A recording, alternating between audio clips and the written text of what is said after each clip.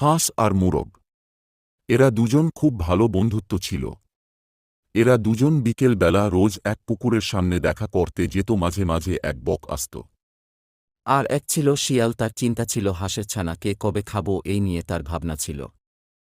কিন্তু একদিন হাঁস আসে না। মরগ এসে দেখে হাঁস আসে না, সে একাই বসে থাকল। ঠিক সেই সময় এলো বক। বক এসে বলল, তোমার বন্ধু কই? জানি না কেনে আসে নাই। তারা গল্প করতে করতে ঠিক সন্ধ্যা হয়ে আসছিল।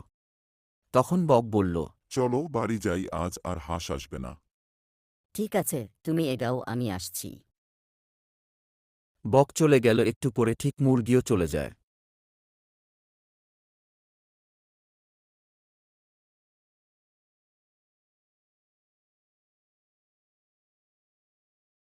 বক আর মোরগ তারা দুজন হাঁসের বাড়ি যায়।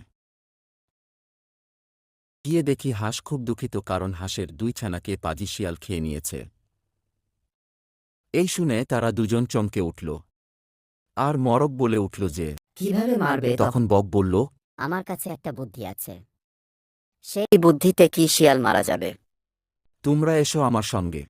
ঠিক এই বলে চলে যায় বনে শিয়ালের গুহায়। আর বক বলল, মুরুক তুমি শিয়ালকে বলবে আমি যে কথাগুলা বলেছি। ঠিক আছে, এই বলে মুরুক চলে গেল শিয়ালের গুহায়।